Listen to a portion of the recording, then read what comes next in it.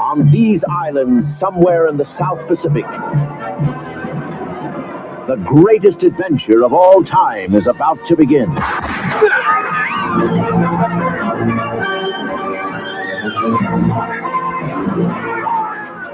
Savage Islands,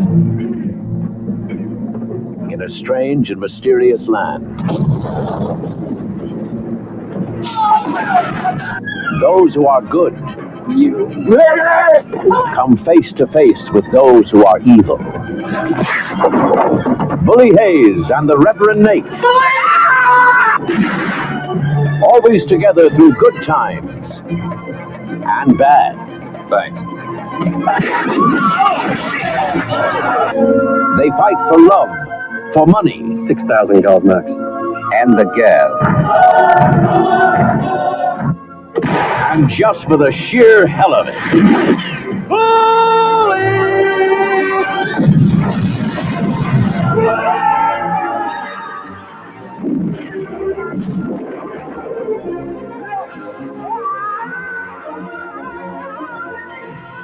It all happens in Savage Islands. It's the place to be.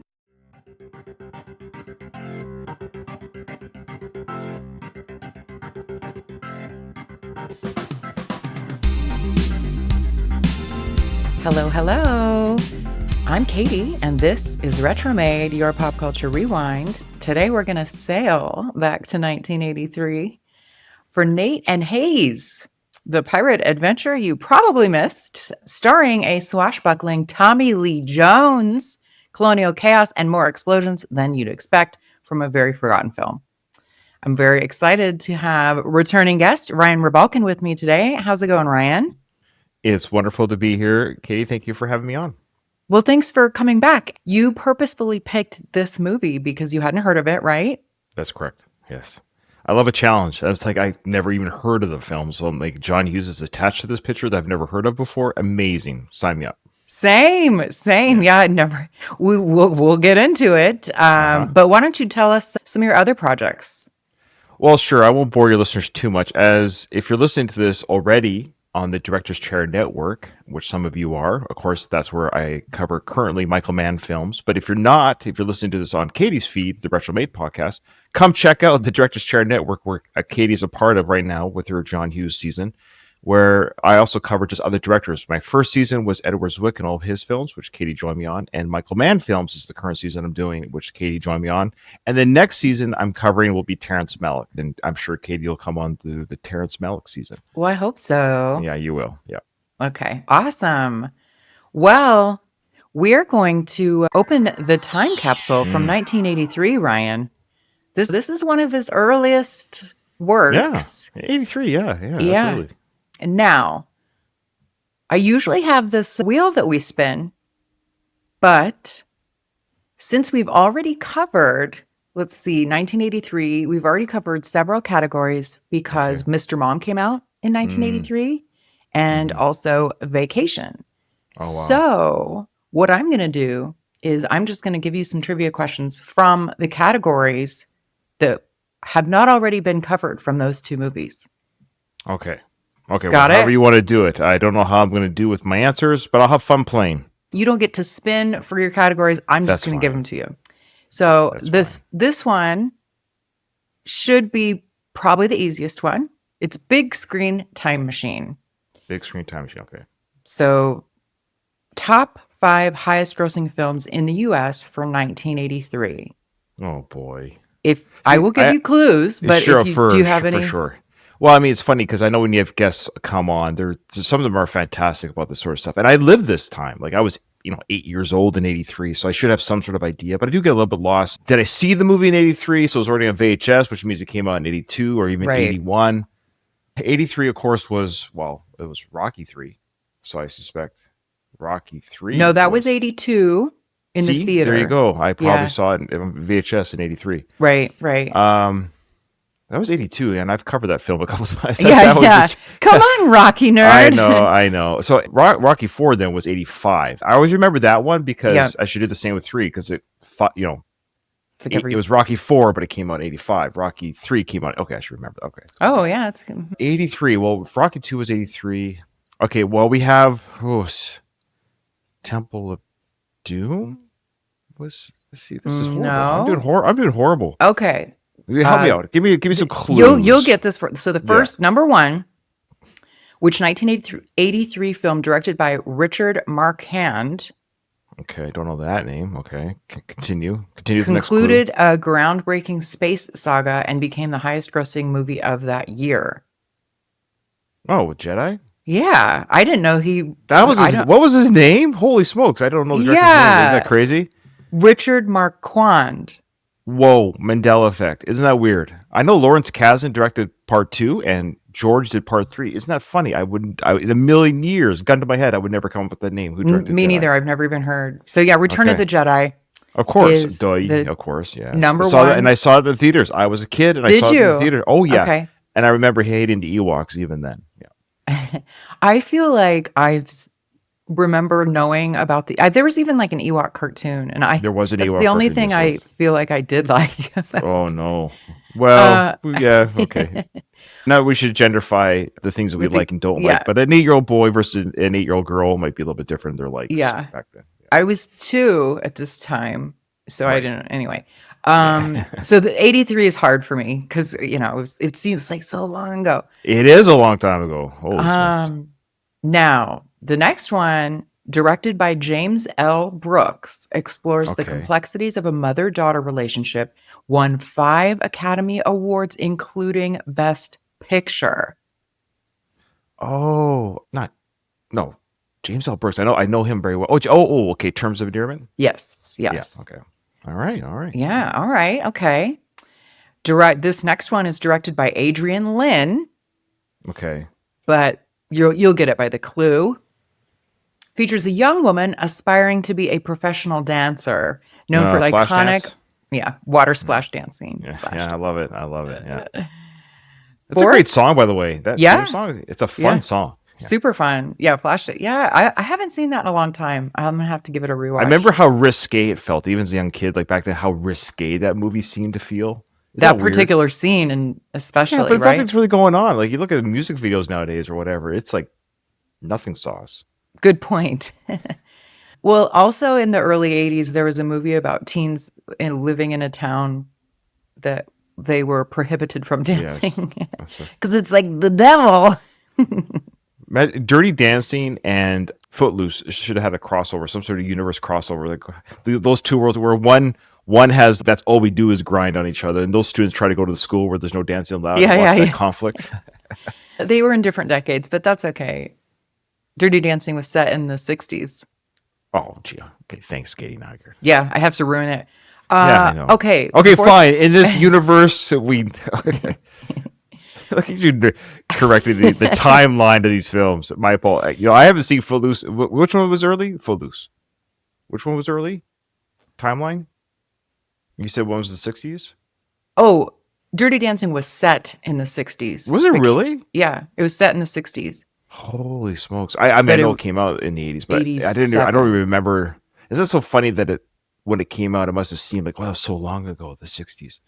Yeah. Now it's been 40 years since that film came out. Mm-hmm. Anyways, yeah, it's like us making a film today. It's Dirty Dancing Part 3, but it's set in the 2000s. You're like, great, super exciting. Yeah, in sync. All right. Sorry. All right. The fourth one is a comedy directed by John Landis. Oh, okay. Yeah. Do you know what it is? Keep going. Well, 80. Well, it's not. You said 2, so it's not Ghostbusters. Was that Landis, anyways? Oh, John Landis. Boy, sorry. It's either going to be something like Beverly Hills Cop or socioeconomic backgrounds. Oh, Trading Places. Become part of a bet to swap their lives. There you go. That was pretty good. I did it before you said swap. Yeah. Okay. All right. Number 5. Directed by John Badham, centers on a young computer whiz who unwittingly hacks into a U.S. military supercomputer. That's such a funny movie. I don't think I've seen it. I don't think I've seen War Games. It's weird. It's a fascinating thought experiment of a film, and it was so high tech back then because this is when the 80s, hacking was just almost science fiction, right? The idea of hacking was science fiction. I don't know if you ever seen Ender's Game. Mm-mm. Okay, I can kind of see where the two. If you've seen Ender's Game and you know War Games, you can see how the two collide. I don't want to spoil anything for either films. I'll leave it at that. Yeah, war games. Nearly triggering World War III, I guess. Isn't that funny? We're still waiting for that. You know, it's, I think, not to get political, World War III has been happening for 40 years, I think. It has. Yeah. Yep. All right. You did pretty good. Pretty good. Well, I'll do fine with, this is the thing with trivia. I'll do fine. This is perfect. I love this sort of trivia. Like, who's in the film? Let's talk about the film. But just remembering the box, like, oh, I don't know. Yeah. It's all like a blur to me. The 80s, what came out in the 80s, like what year? Which year was which? Yeah. So the next category is retro runway. So fashion. Oh boy. I'll try and pick some easy ones here. The first one's very easy. In 1983, Neon. which pop icon popularized the street urchin look? Streeter. You'd have to tell me what that is. Characterized by lace gloves, layered necklaces, skirts worn over leggings. Madonna. Yeah. Also very Cyndi Lauper. Oh, and Cyndi Lauper, of course. Yeah, Yes, but, right. They both did it. Yeah. Yep. Or certainly did it the longest and craziest compared to Madonna. Yeah. Let's see. Which one could you get? Fashion. Yeah.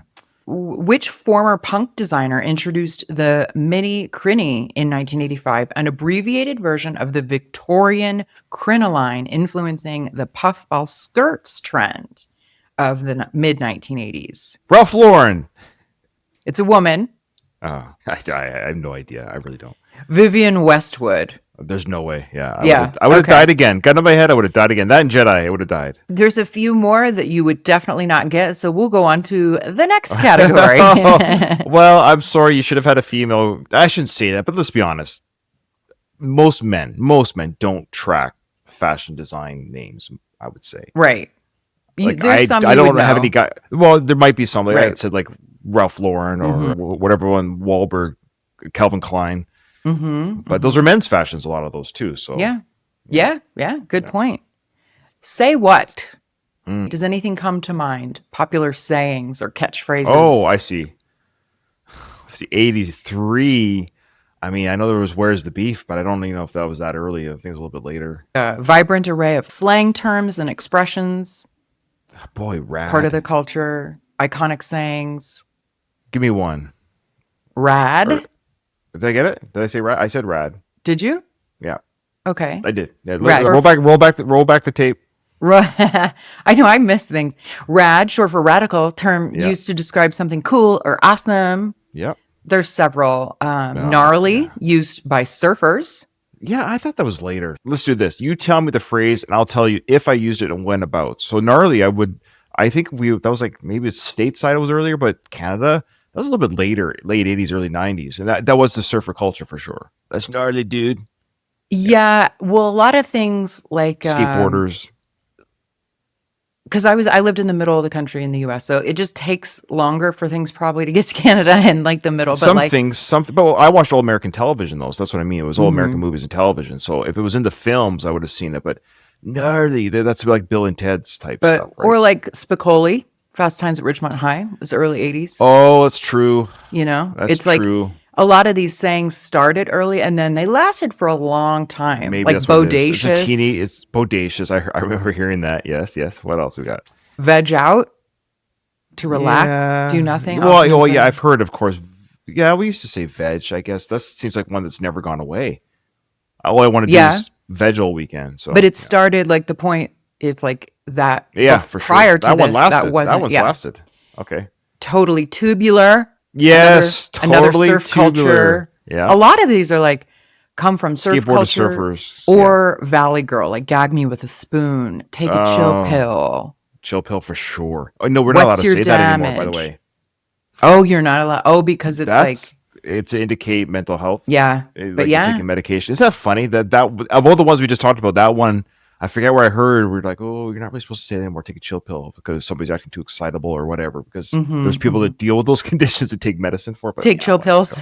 Take chill pill. Hey, I lie. Xanax, baby. Let's no shit. I'll take a chill pill all day. For sure, man. If off the record, because I'm just saying, in an alternate universe, Ryan, there you go. roleplay alternate universe, Ryan, I think I would like Xanax. I think I would take it. If I had handlers, if I was like a celebrity or something, I think that might be my like. I think as I kind of run on mild anxiety in general. Like I run on it, I deal with it daily, but I'm not medicated. Like I just deal with it through jogging, diet, activities, but it's always on me, if that makes sense. So Yeah, it does. Yeah, I mean, it does. Yeah, I'm also an anxiety-ridden person. yeah. But I'll take a Xanax. Oh, Hell yeah. yeah. The next one, Stars and Scandals, maybe. Ooh, okay. Tammy Faye Baker. I don't remember when that was. I think it was 86. I think it was a little bit later, 86, 87. Okay. There was a Miss America controversy, which She was a man. Oh wait, that's no, I won't say who it is. I'll see if you can get it. But in September 1983, this Miss America made history by becoming the first African American Miss America. However, Oh, yeah, Yep. Vanessa Williams. yeah, so And she posed nude, so they Yeah. took. Yeah, see, I remember that. mhm. Not that I've ever Googled that, of course, but No, so the nude photos weren't until 84, but she was crowned in 83 as the first right. African American Miss America. And boy, they were looking for something. They were just looking for something. yeah, oh yeah, they were taken before she was involved in the pageant. That's what I was going to ask. If it was before or after. Okay. So they were, and apparently they were published without her consent in Penthouse. course. Oh no, that's gross. Yeah. Number one, that's terrible. You know, what model has it? Look, I'm not a prude in any way. If a woman wants to take a nude, or a man, of course, if people want to take nude photos of themselves, especially these professional, it wasn't smut. It was probably just like Marilyn Monroe did it. A lot of these actors and actresses do those kind of sexy shoots, especially before course. they're something. They're just She was trying to make it, yeah. of course. Nude modeling is very. And the irony now is you have actors and actresses just taking off their clothes willy nilly, anyways, on TV, and with their permission and consent. So the fact that she had hers sold to a magazine without consent is and that she gets punished for it is not amazing. Yep. It says, despite her objections, the Miss America organization pressured her to resign, Wow. and she did, leading to Suzette Charles assuming the title. How does Suzette feel? I wonder. I mean, did she go, "Yay, I won," or was it kind of like, "Oh, cool, I guess"? Yeah. I wonder which side she was on. I mean, she was, because you're a default. it helps your career. So, guess. I don't know. But yeah, so the incident sparked discussions on privacy, consent, and racial tensions. It did that. I mean, it could be worse. At least it did some sort of. Sometimes out of these things does come discussion to the public, so things are discussed. And I think Vanessa did okay with the rest of her life. I think she did fine. Did she? Yeah. Yeah, she's pretty How old famous. is she now? She's probably 60. She must be. She has a very unique look to her. Yeah. Because she has colored eyes, right? Oh yeah, I've seen her in movies and stuff. Like she's like, an of course I know who actress. she is. She's 62, good job. But I've enjoyed her and stuff. Is what I'm saying. I just one of those names. You're like, oh, of course. But then you're like, oh yeah, I've seen her in lots of stuff. Yeah. Yeah. Okay. Done very well for you. She's fine. She's been busy in TV, theater. She's the last thing she has to worry about is not having that stupid crown. Right. But Yeah. I think that's where she got her start because of the Miss America pageant. Yeah. Oh, for sure. Yeah. I knew there was a show that I saw a lot of her, and she was great in Desperate Housewives. By the way, Desperate Housewives, guilty pleasure. I don't care. My wife and I watched that series. It is such a fantastic comedy drama series. I love it, by the way. Same. I remember it got a lot of award, that Mark Cherry, who created it, because they won a bunch of Emmys like their first year, I want to say.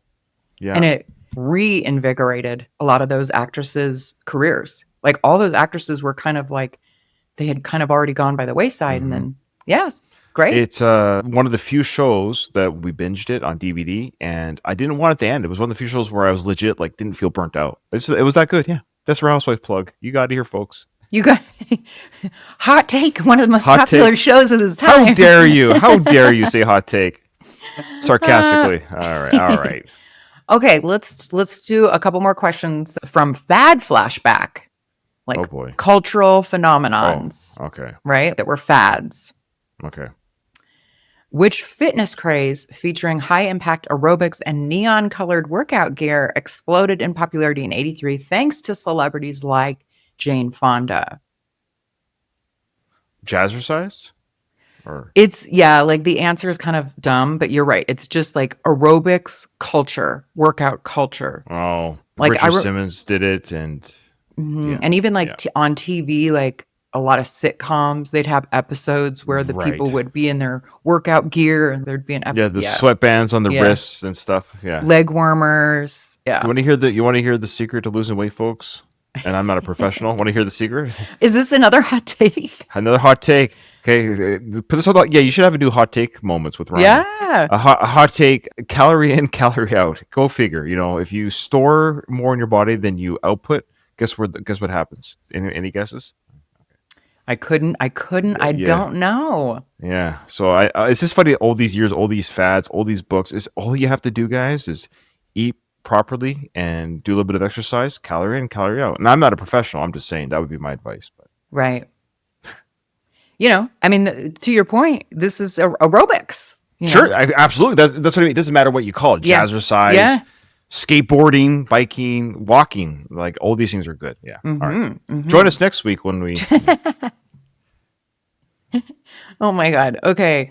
What 1983 fashion trend featured oversized, brightly colored clothing, chunky accessories, and eccentric hairstyles, becoming a symbol of youth rebellion and self-expression? Like punk? It I don't think the descriptor here is very good. There's a certain here's an example of it, and there's a name for what it is. Pastel Okay. colored suits, casual Pastel color- fashion, Oh, inspired by a pastel. certain TV show. Yeah, Miami Vice. Yeah, it's like, and it was Yeah. called like the Miami Vice style. Like Oh, I that's never. Well, you know, to be fair, that show was huge. I love that show. Mhm. I watched that show, and it was such a. I probably didn't even understand what I was watching because I was pretty young when I watched it, but it was just so cool to look at as a young boy. You know, see the cars and the woman and the setups, and Don Johnson was just so cool, so suave. Yeah. I am very aware of Miami Vice, but I don't know if I've seen an entire episode of it. Well, stand by, folks. If you come join the Michael Mann season, we'll be covering the creator of Miami Vice and his film version of that on Michael Mann, Miami Vice. Did he create the TV show? Yes. Oh, okay. I did not know that. Yeah. Yeah. That's totally that's his stylings. Once you get to know him a little bit as a director, you can see how he would be the creator of that look. Oh, yeah. Yeah. Yep. Yeah. Good point. Yeah. All right. There's a product phenomenon. 1983, a round piece of plastic with two handles became a craze that gripped the nation as children and adults alike challenged each other with its spinning tricks. What? Say the description again. Yeah, I don't know. Round- Some of them maybe had handles, but they don't. A round piece of plastic spinning tricks. Oh, yo-yo? It was a revival of an earlier craze. What was this? What was the thing that what was the round piece of plastic called? The hula hoop? Yeah. That's it? Oh, okay. Sorry. It was so the answer is the hula hoop revival. Oh, there sure. was I do remember that, doing that as a kid, and it felt so great to be able to accomplish it. It was actually legit. I remember being young and I'm doing it. I was always good at the hula hoop. Oh, wow. Yeah, but there was like challenges, I guess. I remember skipping it. You'd skip. You'd use, depending on the size of the hula hoop. Yeah. You'd do that. You'd skip through the hole. Yeah. Yeah, jump rope through it. Yeah. But yeah, I don't recall the challenge because I was 2 at this time. But I guess in the early 80s, it was a cultural phenomenon to do like How hula long hoop you challenge. could do it for? Probably. It must have been time. How long you can Yeah. keep it up for? Keep it up for. That's my challenge now when I'm 50. Okay, last one. Which personal watercraft trend gained widespread popularity, symbolizing carefree summer fun and beach culture? Oh, what? Water gun fights or slip and slides or Personal watercraft. Jet skis? Yeah, jet skis. Oh, is that when they came out? Okay, well, that's fair. I guess they probably weren't 70s. Yeah, I guess they weren't a 70s thing. Yeah, fair enough. Yeah. Yeah. Have you ever been on one? I have not been on a really? jet ski. I know it's kind of wild. I They're assume you have. fun. They're fun. It's a fun. It's a weird concept. You just go out and you go fast on the water, and then you come back. You don't really go anywhere. You just literally, because it's like you usually rent them, right? So you just kind of yeah. Well, and I think I confused everybody who lives in like along the water who maybe owns them. I think I get them confused because there's Sea-Doos and jet There's a lot of different skis versions and of them. Sure, yeah. It's like some seeing a you sit motorcycle, on, and there's some you quads. stand, right? Yeah, Don't you exactly. stand on some? Yeah. You can usually when I think of a jet ski, I know it says ski. I just think of the ones you do sit on. And you just Yeah. yeah, Like a motorcycle. yeah. Right. Yeah. Okay. Yeah. All right. Fun. That was Wow, the 80s is fun. That's all that was this does for 1983 me. time capsule. It just reminds me of how fun the 80s were. This is what this does. This is why it's so retro. Yeah. So we've set the stage for this movie that I guarantee nobody has seen except for you and I now. So Nate, let's get into Nate and Hayes. Uh-huh.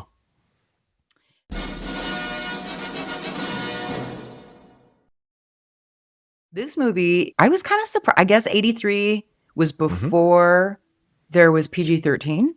So it was either PG Okay, or R. are we getting to that right away? Are we starting off that discussion right away? How do you want to get into that? We'll kind of introduce people to this movie first. So it's Sure. rated PG and it came out November 18th, 1983. But I have thoughts about its rating. Speaking of ratings, it's a 6.1, which is higher than I would have thought for an unknown movie. But that's a fair rating. I think it's a cult following rating. Yep. I would say that's a fair rating. I agree. I'd almost give it. It depends where you're looking at it. I know we're not quite giving a review yet, but we're talking about the rating. I would almost say it's a solid 7 if you're going in at it with what the F am I watching, but I'm having a blast. Mm-hmm. If that makes sense. I just ended up, I let myself go and I was just like, because there was moments in the film, which we'll get to, of course, where I was like, I can't believe we're doing this. Yeah. I can't believe this happened. So those for me, I was entertained. I wasn't bored. Yeah, I had no idea. Like zero expectation. Yeah, I didn't know no trailer. anything. Did you watch the trailer or nothing? No, I had no. I didn't know. And then we will get into it. But I was like, oh, it's supposed to be funny, you know? Oh, okay. Well, let's just keep going. Yeah, hilarious. Well, because I'm like, oh, it's like a swashbuckling, like we're set in the 1800s, like ships and pirates, and so I thought, oh, it's gonna be like more serious, but no, it's a comedy. Actually, no, wait. Is it a comedy because that's what they thought they were making, or is it a comedy because you were laughing? I smiled a few times. I did. There was a Okay. few instances where it's like, oh, that's cute, that's funny, that's witty. But the genres listed on IMDb are swashbuckler, which I didn't know was a genre. That's a fair. That you think of Pirates of the Caribbean is a very popular example of that. So there you go. Swashbuckler, action, adventure, comedy, and romance. Yeah, sure, like Little romance in the triangle. stone. Well, a little romance in the stone-ish type romance in that setting. But let me. There's a quote here, right here. It's on the Wikipedia. One of the people involved in the film, I think it was either the writer and or director. He actually said that he was making a comedy, Mm-hmm. and I'm It's like Indiana Jones-esque. okay, so here's the comedy. I guess we have to get into it. There's no other way to describe the comedy. There is a lot of bloodshed in this film. Yeah, Okay, like a ton. Body count, and I don't mean body count sexually kids. I'm talking about old school 80s body count. Well, we said body count back in the 80s. Oh, right here he said, the director, Ferdinand Fairfax. Mm-hmm. He did some TV work. He said Fairfax described the film as a tongue-in-cheek adventure in the style of Butch Cassidy and the Sundance Kid. Quote, I'm not making Carry On Pirates or anything like that, but I think it'll be a very funny film. Very funny film. It is not funny at all. And I don't mean that in a bad way. What I'm getting at is when they killed, they would smirk and glee at the death the way Jason Voorhees does in Friday the 13th. Like the death count in this film, that's the only parts they laugh or jovial about is, oh, we just killed more people. It's a weird, that's the smirking. It's an odd thing. They're only funny when it comes to, watch the film again. Every time they smirk or laugh or kind of shrug their shoulders at the audience, like, it's after a kill or near kill. Yeah, but it's like a wink and a nod to us, you know? But okay, but like it's supposed to be, it's so outlandishly ridiculous. That's why it's funny. Like, but it's not even that outlandish. Okay, here's an outlandish for Kill Bill, right? And this is kind of off top, but it's not. Think of the violence in Kill Bill. Now that's brutally violent, but that is over the top in the sense of, remember the scene where Lucy Liu's character runs across the table, chops off that Japanese boss's head, and the fountain of blood comes out. That's over the top. It's so crazy even though it's bloody, It's so crazy and over the top. It's obvious that it's over. It's so obvious that it's over the top. Heads don't do that. Bodies don't do that. Mm-hmm. This was okay when the character Nathaniel and his beautiful bride were about to get married. This was the first time we're like, holy, where's this film going? Other than the opening sequence, which we can get to as well. But the preacher and his wife get shot in the head. Well, it's but I was like, it startled me. Yeah. I was like, You're like, their oh, heads get shit, blown off. They're at a wedding ceremony, and they get slaughtered. Yeah, but it is meant to That's be hilarious. a comedy, meaning like it's ridiculous. Like it's so. I guess it's absurd. The absurdity is the comedic element. Like, if you don't know that's what you're getting into, same. At first, that part's true. I didn't know what I was getting in for, and like within the first 5 minutes, I'm like, oh wow, so many people die, and like even in the first scene when it's like this crew tribe, the woman head of the tribe, and she just like accidentally shoots some of her people, and they're like, oh, that's hilarious. Okay, well, let's talk about. So Tommy Lee Jones' character brings guns to this. I don't know how else to say it, so I don't mean anything disparaging here, but a native tribe of this island, and of course the people in the film, or the natives to the island, talk the like me strong, you weak, like that kind of language. Oh boy, very 80s. What else do you expect in the 80s? That kind of like the broken English from the natives. So Tommy Lee's he's going to exchange guns for money or gold or whatever it is. Give them guns for their fighting. And he's going to get gold, but she double crosses him, takes the weapons. But this is what I'm getting at. Hear me out. So his crew that we see, this is like he gets caught, and then we see the flashback story of him and his crew. So this is in the future of the film, so to speak, at the beginning of the film. And what's crazy is the crew that we see at the beginning of the film who gets slaughtered. They get slaughtered by the natives, and he's running away from. He escapes the slaughter. But Tom Lee Jones' character is laughing like he's chasing balloons in a park. But his crew just got murdered. And I had a hard time connecting. Where's this funny? I'm trying to connect the character of you. Because here's the thing. I didn't know this was a flash forward or this was going to be. Yeah, because same. We go back and we see these characters that we see at the beginning of this film. We actually get to see them with Tom Lee Jones and their relationships and their friends. So now we're seeing even more so. Well, they actually were really friends. They had a familial relationship as a crew. They were crew members. Mm-hmm. And then we see at the beginning of the film, those same crew are just slaughtered around Tom. Almost, oh, well, I guess I'll just get more crew and friends in my next adventure. I had a hard time connecting the humor in that, where he's laughing at his plight. People are murdered around him. He's running for his life, and it's all just fun and games.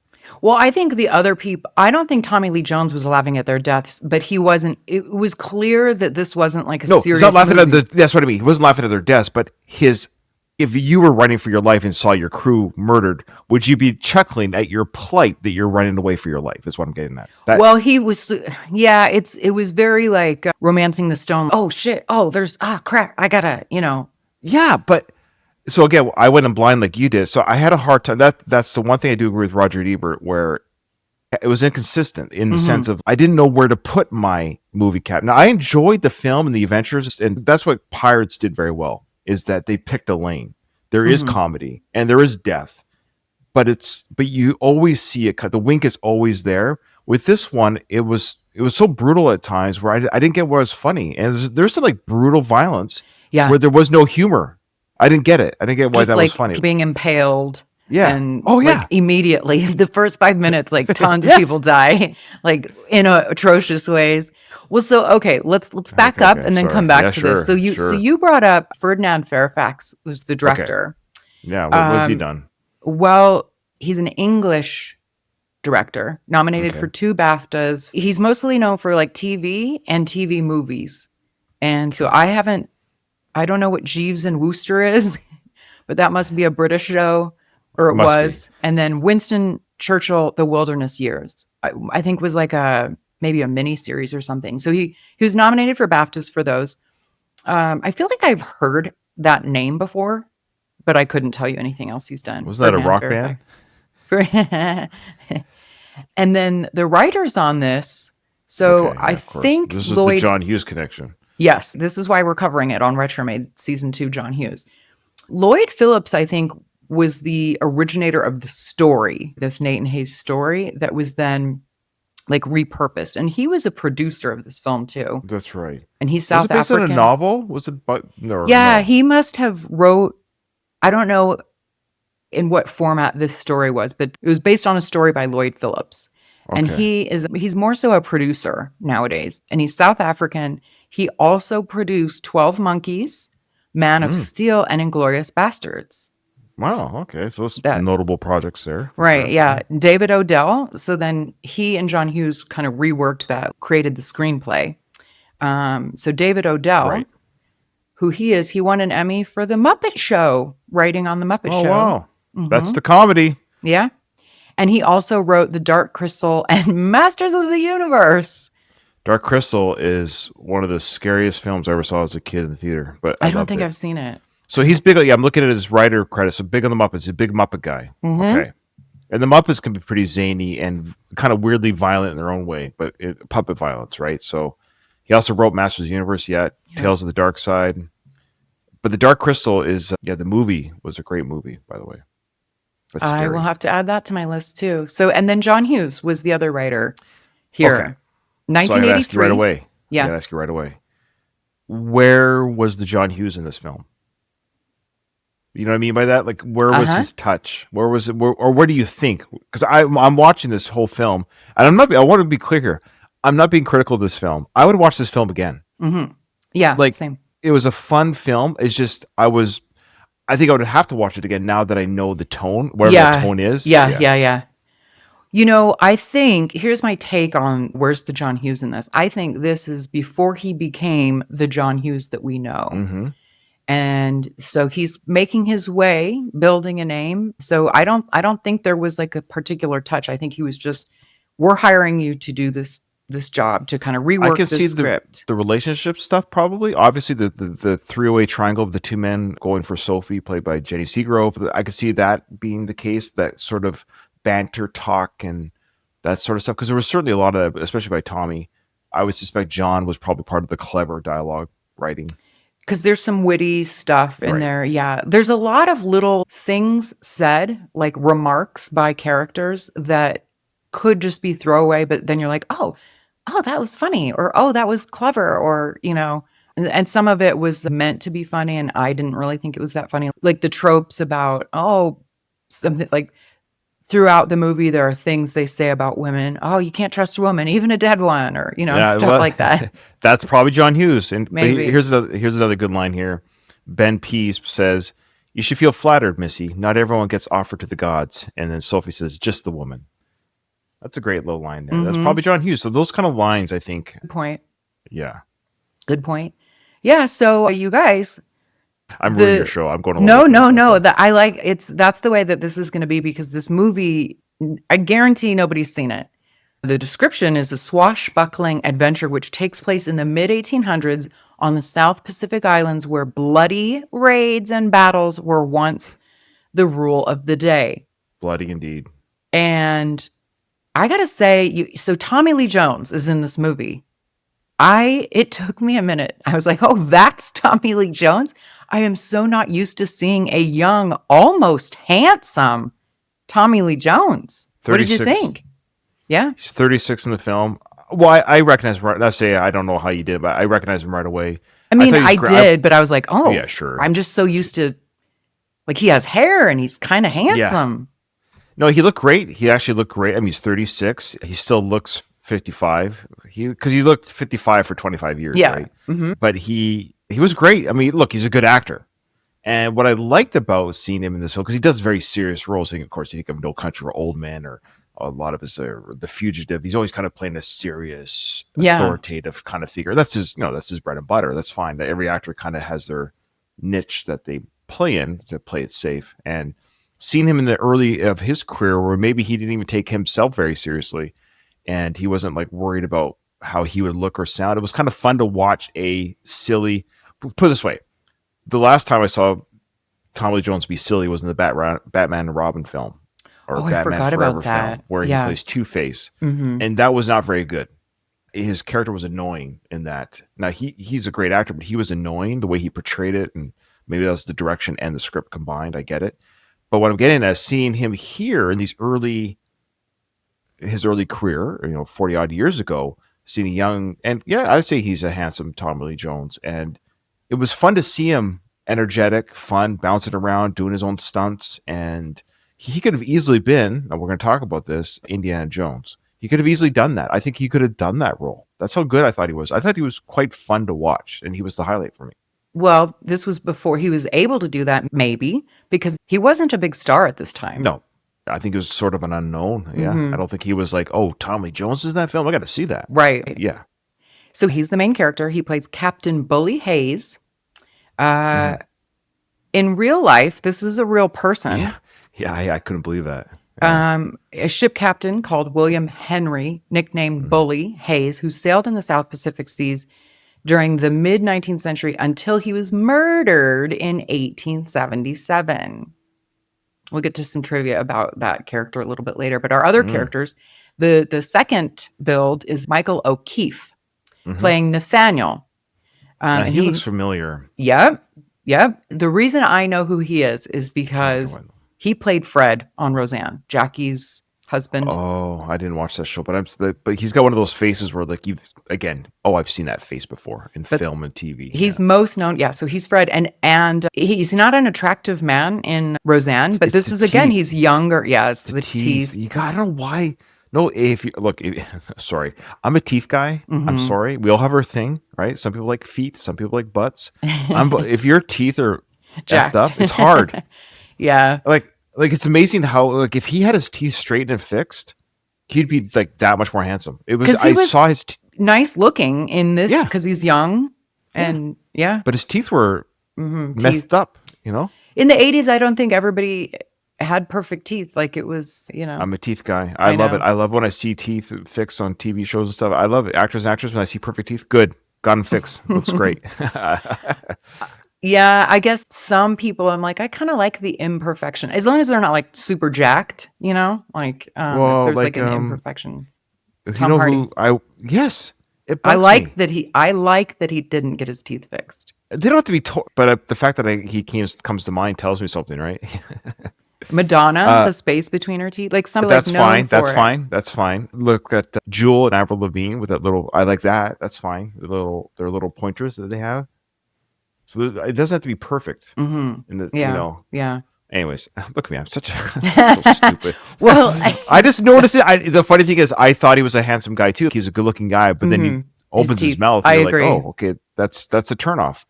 I kind of don't think I think by the time he was in Roseanne, I think he must have gotten them straightened. Okay. Because maybe. I don't recall ever noticing his teeth in Roseanne. But he also he's in a ton of stuff. He's kind of one of those guys. Did you ever watch the show Sneaky Pete with Giovanni Ribisi?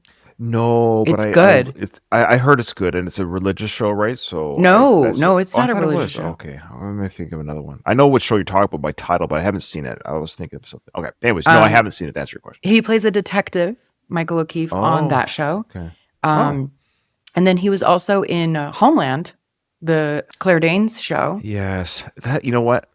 I don't know why I haven't seen that series because it falls into everything I love about TV. I just it's on my forever growing queue, and I know it's already old. Yeah, sort of, but I don't care. I am gonna watch it one day. You should. Claire Danes is just spectacular. Yeah, she's lovely. She's lovely. Yeah. But we talked about, or I did. I think I did that episode solo last season. Michael O'Keefe was in 3 Wishes with Patrick Swayze. Of course, I listened to that, but I forgot about him being in that. He played the adult version of Tom in 3 Wishes. Oh, yeah. Okay. And then Ben Pease, quite the character in this. He looks familiar. He was the slave trader, and he was like our antagonist in this movie. Right, played by Maxwell Phipps. Max Phipps. He's Australian. Right. I didn't know him from Mad anything. Max, of course. Yeah. The Road Warrior. He played the toady. That's right. He did look familiar, and I did sort of seen that movie recently. So, yeah, he did a lot of Australian stuff, of course. He died fairly young, age 60. Oh, really? In 2000, yeah. There was a miniseries, maybe this is a thing in Australia, The Dismissal. I was unfamiliar to me, but he He's known for a lot of TV stuff. And that Right. Looks that, like it. Yeah. Yeah, so that's Ben Pease. And then we talked about there being a little bit of a love triangle. Mm-hmm. So Nate, is supposed to be marrying Sophie. They're going to be missionaries on this island together, and they're going to get married. Sophie is played by Jenny Seagrove. Did you know her from anything, Ryan? No, but I was enamored. As both of these men were. Yeah, and I can totally see why. This is where it totally makes sense. I'm watching this as a straight guy, watching this film. And of course, I'm older than her character is in this film, but I'm putting myself with these characters, these men. I'm like, yeah, I can see why you'd be enamored. She's gorgeous. Yes, she's lovely, and she nailed the role. I hate to say sometimes that when they cast the love interest in these, especially these earlier films, the women are sometimes like throwaway or written poorly. Or she was great. She acted tough. She was resilient. She was funny. Even when she was about to be sacrificed, it wasn't over the top, a la Kate Capshaw and Temple Doom. Everyone hates her. Can we talk about Temple Doom for a second? Because I'm a huge Temple Doom fan. So there's 2 scenes in this film. Yep. One in particular where I was like, which one came out first? Well, the answer. I know the answer. Okay. So I'm sure most of your listeners have seen Temple of Doom. And Temple of Doom has one of the best scenes in movie history, which I love. And now I'm feeling a little bit angry. That they took it from this movie. They took it from I couldn't believe it. So Tommyleejones at the beginning of this film has a bridge scene where he's being trapped by the locals, I'll say that, of the island. He escapes them, folks, by cutting the bridge, and he flies down with the bridge. This film was finished production when Temple of Doom went into production by the same movie company. And Indiana Jones does the exact same stunt or sequence in that film. Now, it's done very well, and Harrison Ford looks amazing. It's the best Harrison Ford's ever looked on film, is that sequence on the bridge. He is just the manliest man. It's peak man. Is that Harrison Ford on that bridge is peak man. I can't help it. I'm like, I'm a straight guy, but every time I see him on that bridge, you can't help it. Oh, man, that is peak manhood. Anyways, that sequence by the same film company, Katie, they took it from Savage Islands. Or sorry, this was originally called Savage Islands, from Nateandhayes. Nateandhayes, for the American audience, it's called Nateandhayes, but it was made in New Zealand, like it's a New Zealand company. And we'll talk a little bit more about that because Paramount let it go because it was so similar to the original Indiana Jones that they didn't. They had a feel, but it was. It's like saying Star Trek and Star Wars are similar. Like, it's silly that they did that with poor Savage Islands, because it was they just dumped it, and this is why no one knows about this film. Yep. They dumped it. It's like saying Romancing the Stone is too much. That was the flavor of those years. So it's not fair. I know. That was the flavor in these early 80s films. The kind of Crocodile Dundee. There's a lot of examples of this swashbuckling in the jungle, whatever type of adventures. And honestly, I think they dumped it to steal some of the ideas. With the woman in peril, the sacrifice of the woman at the end. Again, there's the same Kate Capshaw was about to be sacrificed. Yep. All these adventures. Savage Islands is pre-Temple Doom. I think they stole this film. It breaks my heart to say this. Well, I don't know Indiana Jones as well as you do. I forget what happened in which movie.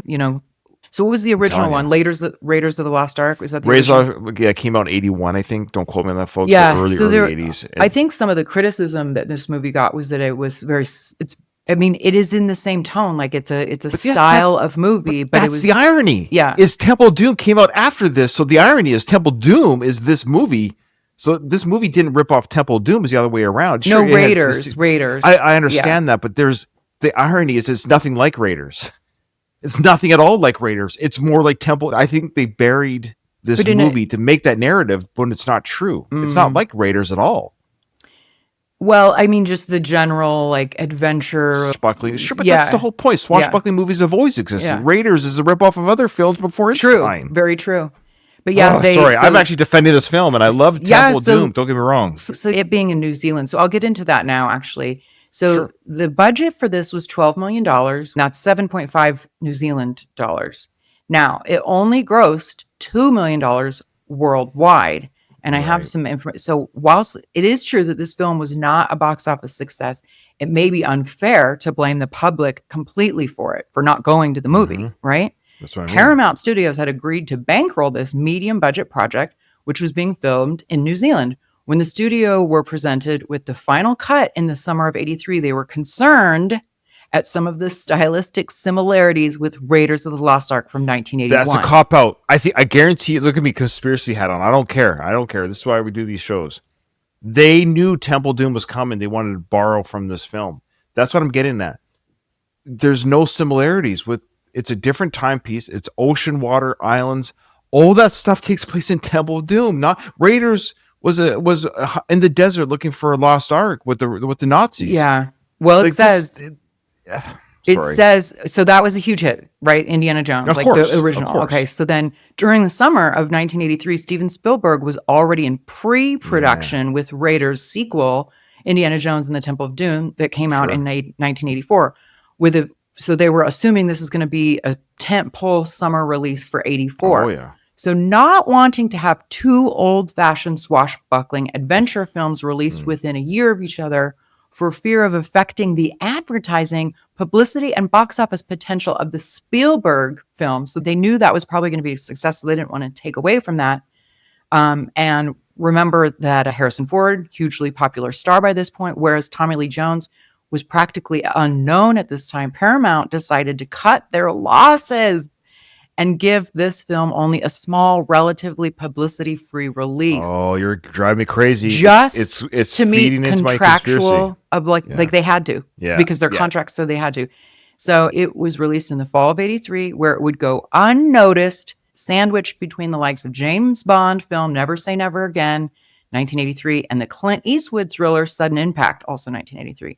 The Indiana Jones film was subsequently released just over half a year later, where it was, unsurprisingly, a huge hit, earning back more than 10 times its budget. And guess what happened?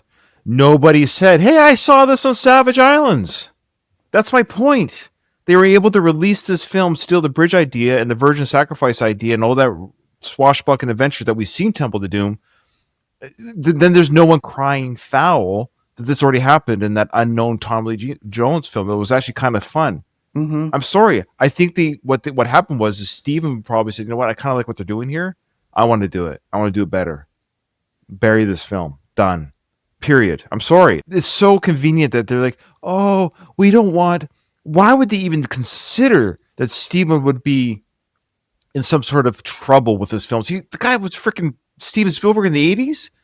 E.T. This. We don't want Nateandhayes to take away the box office of Indy. No, they didn't want this film to do exactly what I'm talking about. Mm-hmm. People say, "Hey, we just saw this a year ago." Yeah. I think you're right on the money. Breaks my heart to say it though. That's all I'm saying, because I love Temple Doom, but now I'm know. like, oh, because again, I went to this movie blind, and the first thing I did, Katie, when I saw the bridge sequence, the first thing I did was pause the film and double check the release date, and there you go. On the trivia was the very thing that you just read. I'm like, yes, Temple Doom. So I'm like, oh, isn't that convenient? Both by the same movie company. And all my brain went together like Occam's razor. Why did this happen? Well, the easiest explanation is they didn't want their tentpole movie, yes, rightfully so, to be accused of plagiarism.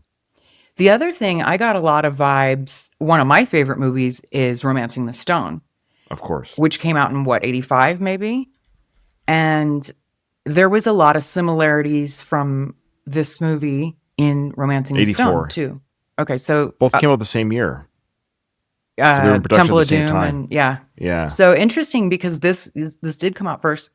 I wonder why though, because it's known as Savage Islands in New Zealand. So it was basically released only in New Zealand and the US. Yeah, dude, on the other side of the world, quiet, those New Zealanders don't have, they're not going to tell anyone in the U.S. about this, and they didn't. Like, we're only knowing about this now. Like, it worked. Yeah. This was buried. But why did they change the name for the US audience? Savage Islands is better, I think. Maybe even because, I think it's even maybe them for political correctness to say savage. I think it was savage wasn't used. It could be confused with, because you don't say that about the inhabitants anymore. And even though it might just mean the term, it's brutal. It's a brutal island. I think when they titled it savage, I think they're referring to the people. honestly, because this whole movie was based on the people that lived there and what they did. Well, what was the guy's name, or the island they go with the king, Panape? They're like, oh, it has a reputation for being really, they are brutal people. They eat humans, Yeah. and there's some scenes where like those people are shown to lick their lips when they bring in the new people, like they're getting like salivating to eat them or something. Again, Temple Doom, that Yeah, creepiness. yeah. It's all there. It's insane. And again, it breaks my heart because Temple Doom is actually my favorite indie film. And now this movie, Katie, shame on you. This movie has actually tarnished my fandom of Temple just a little bit, knowing that this is probably what happened. There's so much from it. Temple of Doom's my favorite Indiana Jones movie too. Now that I'm thinking through, and I loved all those tropes. Isn't that the one where they eat like monkey brains and stuff? Yeah. And you know what I wish they'd done? I wish they put Kate Capshaw in this film and put Jenny Seagrove in the indie film. Then you would have a perfect film. Yeah, so Kate Capshaw is one of the most annoying characters. Like, I get it. Steven married her later. Yeah, I understand she had big. She was very healthy. And I think she was. Well, so that's why she was in it, because were they dating or something? Yes. So they got married either during the filming or after it, but they fell in love. I think it was during the filming of it. Oh, I get it. So that's not why she was in it then. I thought perhaps. Yeah, good question. I think they met on the set. Okay, but I could be wrong. Yeah, so there's a few other characters in this movie that you won't know their names because they met on the set. There you go. Did they? Okay. And they married in 91. And then when did they get divorced? Oh, are they divorced now? I assume so. I guess maybe not. No, they've been married since 91. Really? Well, good for them. Look at that. Them, yeah, I like it. Yeah, the rest of the cast on Nate and Hayes, aka Savage Island. It's just Nate and Hayes isn't very descriptive. I don't know. It just I like. Don't get me wrong. I like Savage Island. Yeah. That's a great title. Sorry. Mm-hmm. Yes. Nate and Hayes sounds like a. You don't know what it is. It sounds like a gay love story. I thought we were gonna do. Honestly, I thought, this is gonna be some sort of like independent art film about Nate and Hayes. They're both married men or whatever, but they have a little tryst in the summer. I honestly had no idea what this film. Just by the title alone. Same. The title gives you no indication what kind of movie it is. But getting back to Jenny Seagrove. Mm-hmm. Yeah, please. She's English, and she's known. She's known for a TV miniseries called A Woman of Substance. But that's about it. And then everybody else is either New Zealand actor, Australian actor, New Zealand actor. Right. And then one American actor. And so Mr. Blake is another character. He's played by Bruce Allpress. Grant Tilley plays Count von Rittenberg. That was kind of a fun character, this German count. And they kept saying, this is like the president. I'm a count. Oh, Admiral. And he's like, it's Count, whatever. I actually thought that was kind of funny. Like, whatever. He was the one that fought Tommy Lee at the very end, his character. They had the big fight on the ship. Yeah. Is that the one we're talking about? Yeah. He's the older gentleman. He's kind of short. Short, yeah. Yeah. Which is interesting that, I mean, it's just weird that was the final fight for Tommy Lee Jones' character, where he had a hard time with that older, portly gentleman. That's the only thing that was weird about that. Like, the guy handled himself in a sword fight. Maybe he was just a good warrior back in the day, and he had one last hurrah before he got killed. Then Louis Beck was the auctioneer, and then the King of Panape was quite the character. Yes. The big, like super fat. He was like a Samoan Jabba the Hutt. Yeah. So he's like. He's the one that they offer up Sophie as sacrifice as an offering to this king. Yeah, and he's played by a man named Prince Tui Teka. Like, that's this person's name. Good and he was a Maori singer and actor. That's who that man was. Mm-hmm. Yeah. Yeah. All fun. Again, every character was fun and colorful. This is, again, a fun film. But it is not for kids, I don't think. Would you say an 8-year-old should watch this film, for example, or a 9-year-old? No, but again, this is before. Well, so in America, we're fine with violence as long as you don't show boobs. There's no boobs. I would have been fine if Jenny had a disrobing scene. So it's just like in America, we're like, violence is fine. Violence is fine. Yeah. Because PG-13 did not yet exist in 1983. I guess not. Yeah, this is a weird. I don't know what you'd rate this today. Probably 14. It I would don't be know, 14A? PG-13 probably. PG-13 or whatever you guys have. I think we call it 14A in Canada, but yeah, okay. Yeah. I mean, it is. I actually think like the violence. Now, granted, I think the tone of the violence is partially why it's not meant to be taken so seriously. Okay, But but there's there was lots. times that there were just it was just violence. Yeah. Again, I love violence. I love a violent film because it has nothing to do with that. But I didn't know where to put the. When you watch a film, like again a Quentin Tarantino film, you kind of know where to put your brain. Okay, we're doing Tarantino. We know it's going to go somewhere. Like I'm prepared. It's going here. With this film, it's like, oh, we went there. Like they just shot those two old people in the head at a wedding. Like, wow, hilarious. Speaking of those people, what was that character's name? The guy with the glasses on the island. What was that dude's name? Moaka. Moaka was the character's name. He comes running to tell them that Nate and Sophie are there. And turns out it's the Reverend and his wife, and that's the aunt and uncle of Nate. And they're coming to, they're going to get married and they're going to be missionaries on this island. And he comes to tell them that they're there and he calls them Big Man God, Mama Jesus Christ. Like there are little things like that were so funny. And they're like, don't call us that. It's like blasphemous or something. And what's even funnier? That same character we thought we'd see throughout the film gets brutally murdered in the opening segment of the film. He gets shot in the back. Moaka? He gets his back. Yeah, he gets his like back blown out. Yeah. Yeah, he was. I'm like, oh, funny. Okay, you're dead. That's That's the thing. So it's interesting. They kind of provided these interesting and memorable characters just to have them later have their heads blown off. It's like, whatever happened to? Did Ratbag die? I thought he was kind of a fun character too. Also, just the name Ratbag. He was like this the smaller. He was part of Tommy Lee Jones' crew. Yeah. Oh, yeah. So because we see the beginning of the film, him and his number two, Tommy Lee Jones' character's number two guy, played by. Is it Mr. Blake? Yeah, I think that's him. You know what famous scene he had? This is like totally nerding out here. He had the famous scene in the Lord of the Rings: The Two Towers, where he was on the wall of the Battle of Helm's Deep. He's a character named Eldor. And I was like, really? That's him? A very small role. Mm-hmm. I think his arrow goes off accidentally or something like that. Anyways, that's him. Again, New Zealand makes sense. Yeah, Lord of the Rings was filmed in New Zealand. Yep. But that being said, so Mr. Blake and Ratbag, we never see their deaths, but the gates close on them as they're surrounded by the savages. That's right. Surround these two characters. And we see Tommy Lee Jones chuckling as he runs away as his number two person, the person he worked with and was his like co-captain, so to speak, and friend. Yeah. He's about to be, probably eaten or skewered, and he's just running away kind of chuckling. That's what I mean. Like that's what even makes it more weird is we see the backstory of how close they were, and Tommy Lee Jones made no indication that he was going to rescue them, that he cared about them. He just chuckled as he's running away. Yeah. There's like three people that matter in this movie. Nate, Bully. This should have been called Nate and Bully because they call him Bully the whole time. They never call him Hayes. That's what's weird. Yeah, that's his last name, and Nathaniel's his first name. So they got one character's name in the title is the first name, and the other character is their last name. So it should have been Bully and Nate. Yeah. Or Williamson and Hayes.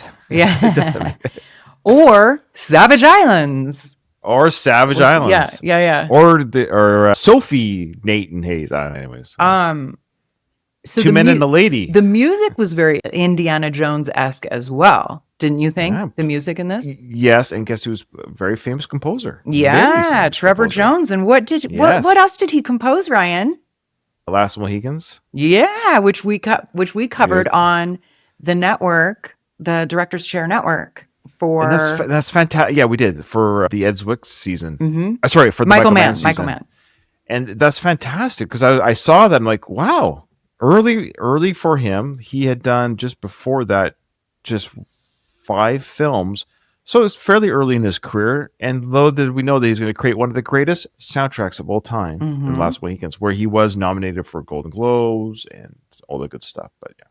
He also did Cliffhanger.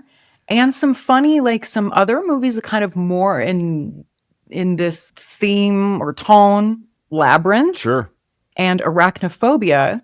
Right. Yeah. But then on the exact opposite end of that spectrum, Mississippi Burning, similar Oh to yeah. The like Last Monkey feel Against the... feel good movie of the year. Yeah. Yeah. So I guess I think I would need to give it a rewatch because like I literally had no idea what I was getting myself in for. And then I really did enjoy the way they did the setup though. Like the first 5 minutes of the movie is Tommy Lee Jones is like a gun runner and he Yeah. escapes death. But just when you think he gets away, he meets someone who's clearly like a frenemy or something. When he meets Right. Pease, we're like, oh, he clearly knows him, and it's like they're like on Right. friendly terms, but they also hate each other. And Yeah. he's arrested and put in jail. And for some reason, a biographer or something is put in his cell with him to write a story. Well, that's the idea because he's a real person, right? So you could argue if they're taking the real angle, this was a real person that is in history, that you have a historian saying, okay, well, here you are about to be hung for your crimes. Tell me about your life. Tell me about your story. And Tommy Lee Jones goes into the old, well, the reason why I ended up here today is here we go. And then we see again the crew that he has all these life and adventures with that we just saw killed. That's what I took this not literally, but I was really watching this. Oh, we're seeing those characters that we just saw slaughtered because I didn't think we'd ever see them again. Yes. Right? Yeah. So it was interesting to see these characters that we just saw killed and or captured. Now we're seeing their life and adventure together. It's weird. So when you rewatch the film, rewatch the beginning. I'm almost curious to do it now. Now that we know the characters and what happens to them, where he's so blasé about it. Blasé, that's a good word for it.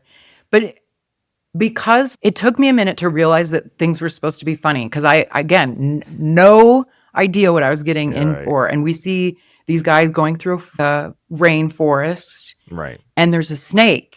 So it's sort of like the anti-Indiana Jones almost, like because he's like, "Oh, you afraid of a snake?" And he just picks it up and throws it.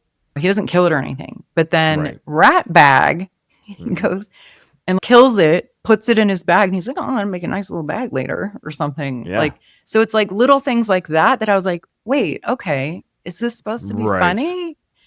The way Indiana Jones is funny, that kind of humor. It's not a comedy, but there's like the wink at the camera, the smirk.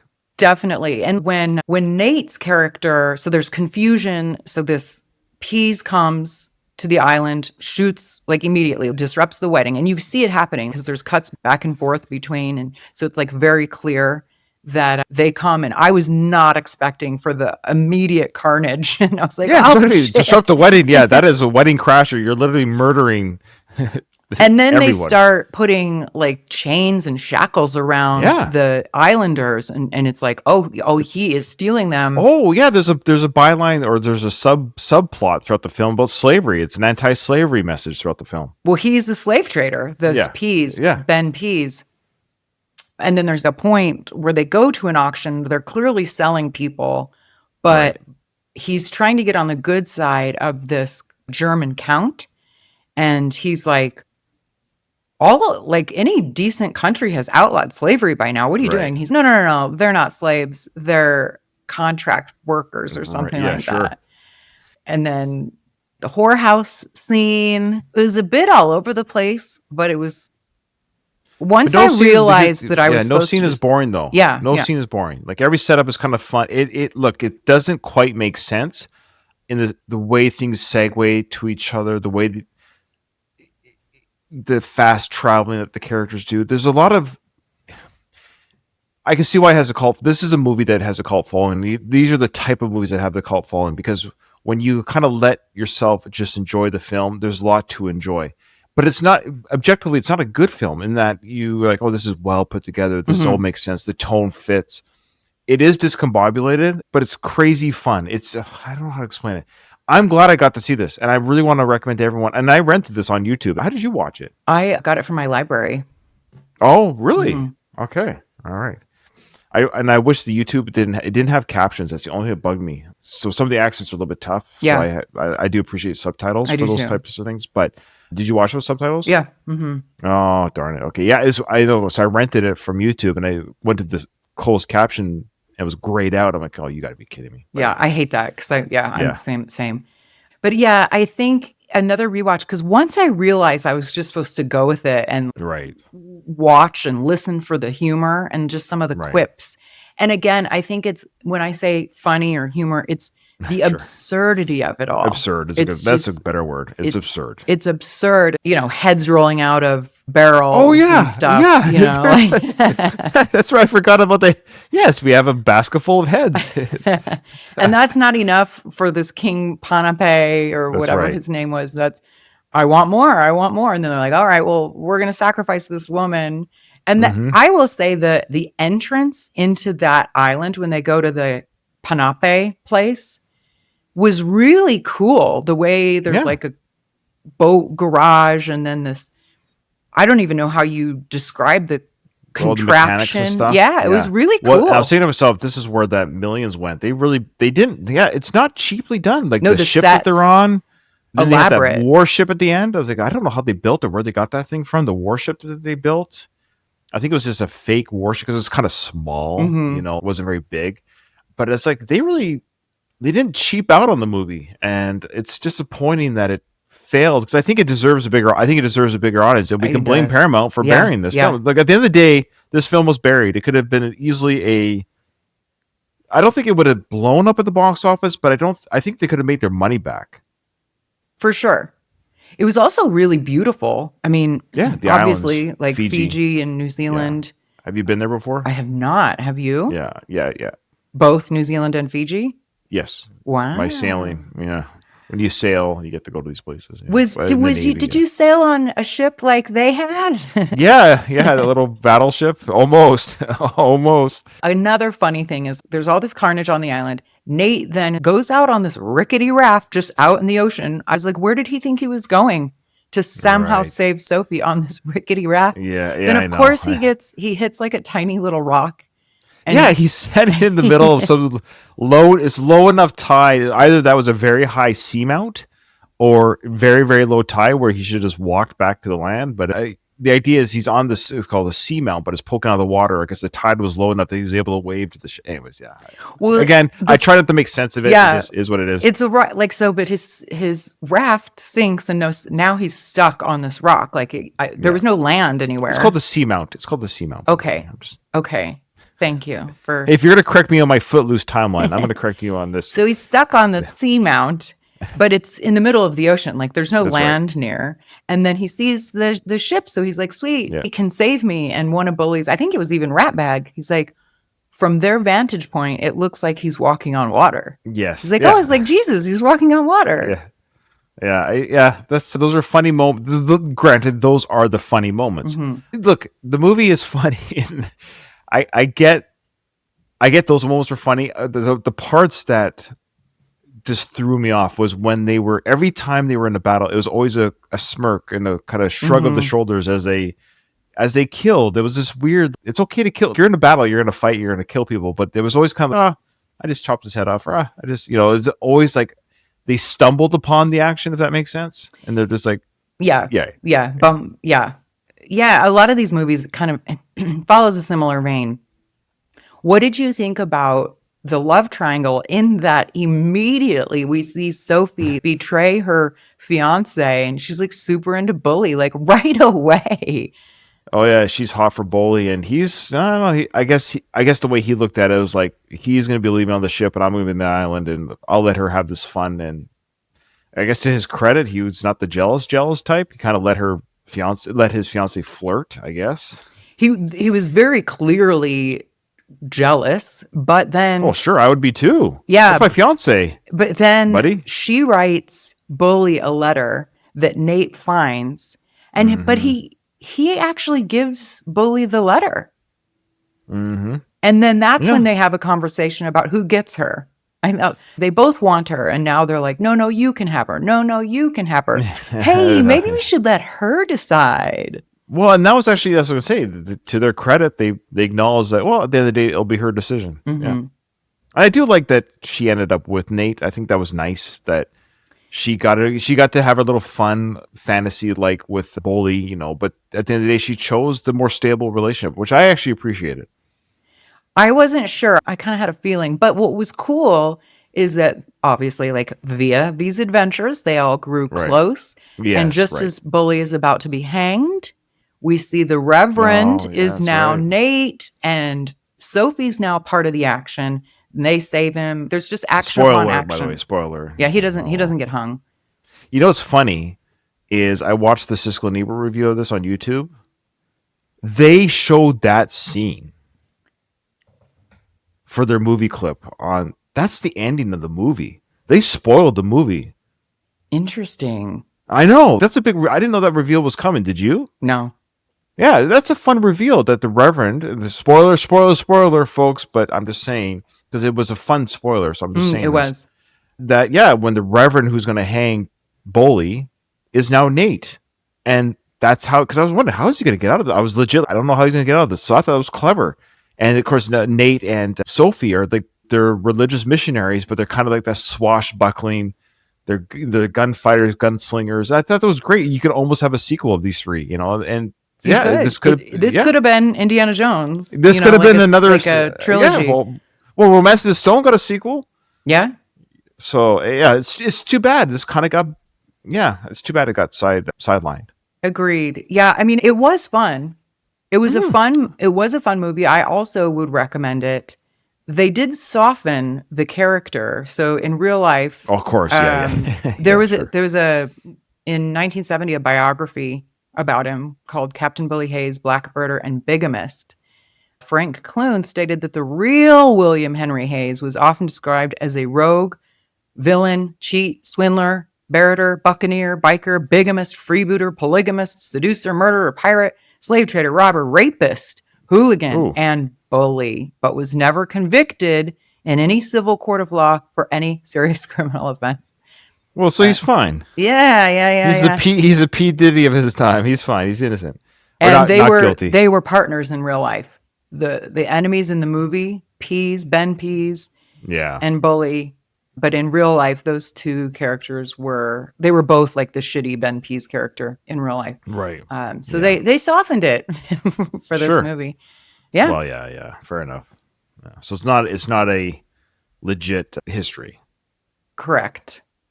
Yeah. I don't know. I liked seeing a young Tommy Lee Jones, and I love Romancing the Stone, and it felt like kind of similar to that. It's not perfect, but it's not perfect, but that's why I give it a 7. Yeah, that's a good. So what are your closing thoughts on? Okay, my closing thoughts are we've spoiled a lot, but because there's so much in it and it's such an adventure, it's like us telling you that a Thanksgiving dinner and all the ingredients and how we enjoyed it and what we got for dessert. I would still recommend you come join the meal too. So watch this movie. It's a fun adventure, and I'd be curious what other people think of it. I've never heard of this film before. In fact, when you gave me just a reminder, we're doing this in a couple weeks, which I appreciated. Thank you, by the way. I was like, oh yeah, Nate and Hayes, I'm doing that film.